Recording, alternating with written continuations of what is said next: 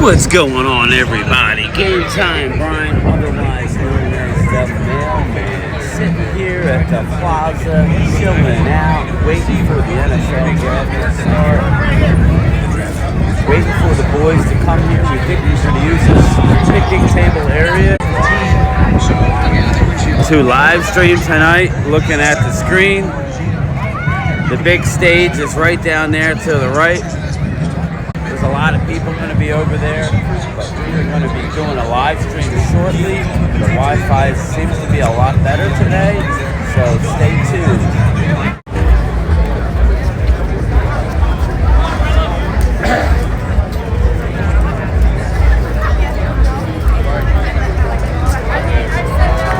It's more like that's team view. That's unfortunately not.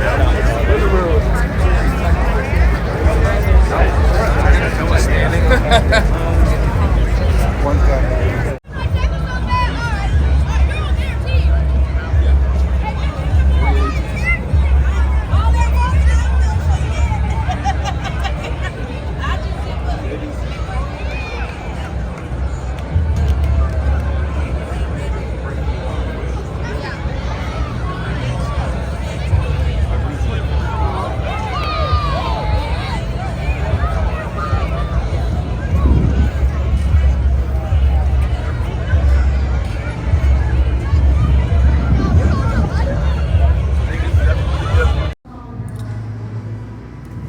Well, good morning, everybody. Game time, Brian, otherwise known as the Mailman. I just got up. I snuck out of the room. It's probably close to 7:30 Eastern here.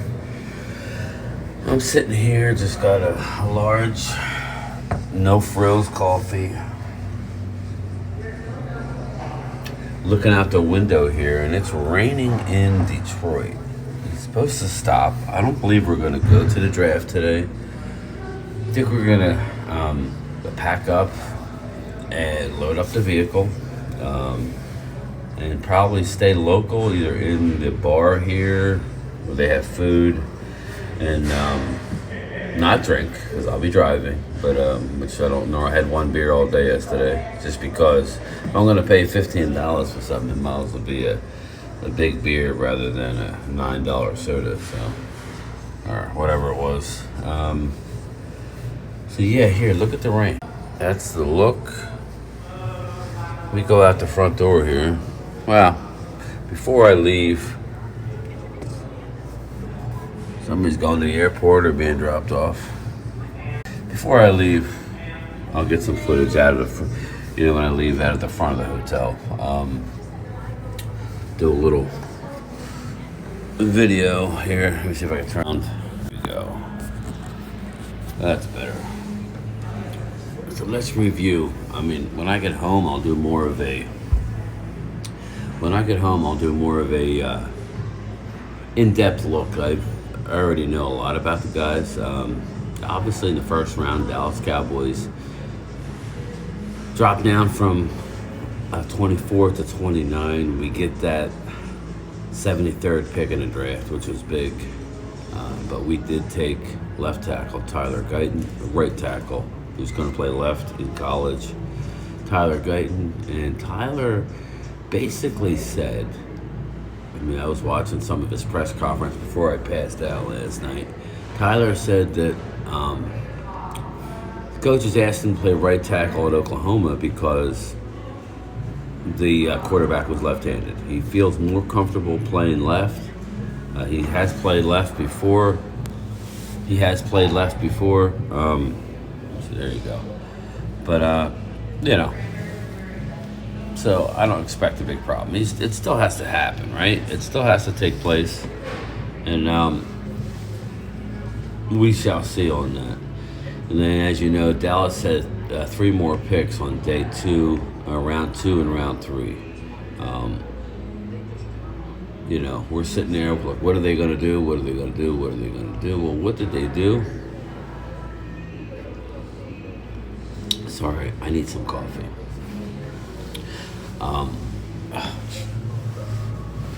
Dallas Cowboys did what they needed to do. It's not sexy what they did, but they took Nealand, the edge rusher out of Western Kentucky. You guys get a chance, look at his highlights. Now, again, you know me and highlights. Highlights are always sketchy. You know, you know how highlights go. But dude's motor is nonstop, and I did tell you that edge rusher was a sneaky need by the Cowboys. He was my Dane Brugler, I should say. Dane Brugler's number 32 overall best prospect in the draft. So just think about that. We got him at 73, and dude, it's really hard to argue. Or no, we got him at 56. It's hard to argue that we got him really, really good value. Everybody loves the pick who knows football. But we'll see. You know, Mike Zimmer already has an imprint on this team, but you have to realize that D. Law isn't going to be around forever. So he's on the final year of his deal. Sam Williams, as much as we want him to come through, the fact that we were able to trade down. If there was a receiver they liked, maybe they took that. They stuck to their board, from what I could tell. And of course they're going to tell you they killed it, right? That's what these teams are supposed to do. But I would tell you that if you were watching the live stream, Marshawn Nealand was time and time again. I kept saying he's got to be in the conversation just based on his value. Okay, so we took Nealand, and like I said, we'll have to do more homework on him when I get home. Obviously Tyler Guyton. You know, if you haven't watched the Dallas press conference, please watch it. Their a dress conference last night. They released he came to the Star and he did an interview. Tyler Guyton is an impressive young man, but again, these are all just names at this point. Then they went in the third round. They had 2 picks in the third round. They went with Cooper Beebe. Primetime Phil was doing handstands about Cooper Beebe. Cooper Beebe, the per Brian Baldinger, ex-Eagle, ex-Cowboy, does a lot of film. He does a lot of film session. He said he's the best guard in the draft. Like I said, don't believe me. Believe people who play the game and analyze the game for a living. Cooper Beebe is just a high floor guy. He's going to be a solid guy. He said he compares him to a Zach Martin. Now, I'm not going that far. I don't like comparing anybody to a future Hall of Famer. Rumor is Zach might retire after this upcoming year. Sometimes when you draft guys like a Cooper Beebe, it may extend careers. It may extend the careers of some people. We'll see. But I really, really love Cooper Beebe as well. He was a guy a prime time had mocked to the Cowboys a couple times. Just saying, if he's there, you can't pass him up. Now, I did make the statement at the beginning of round 2. I said, well, what if Cooper Beebe was going to be there at some point? Well, he was in the third round. He's a high floor guy. Maybe his ceiling, because of his athleticism. You know what he is? He's a nasty MFer who mauls you, and his motor is nonstop. I don't see how that can be a bad thing. But again, he played with Deuce Vaughn. He helped Deuce Vaughn at Kansas State do all that special stuff. So, again, I love the pick. Again, they're only names, people. And finally, with a surprise. Now, we know they like Trevin Wallace, but Dallas Cowboys do not do a good job when it comes to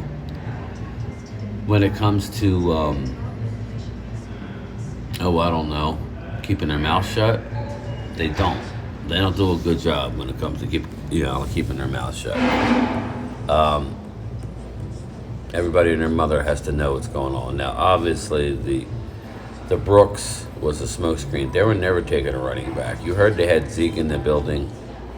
Between Royce Freeman and Zeke and Rico Dowdle and Hunter Lepke, everybody's forgetting about the running back we took last year, who people say he plays fullback, but he's more of a running back.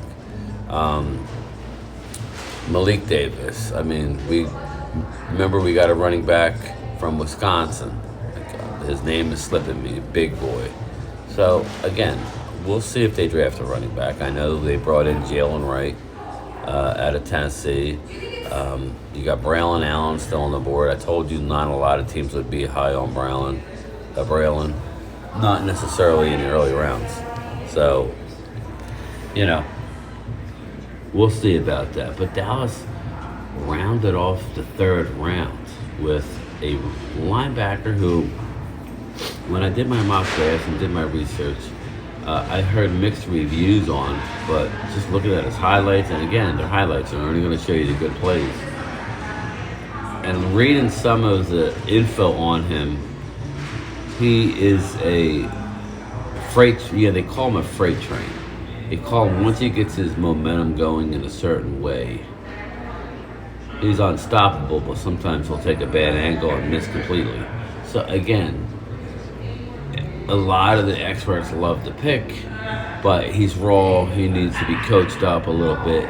He needs to be a little bit more disciplined. He's willing to risk it for the biscuit, so to speak. He needs to be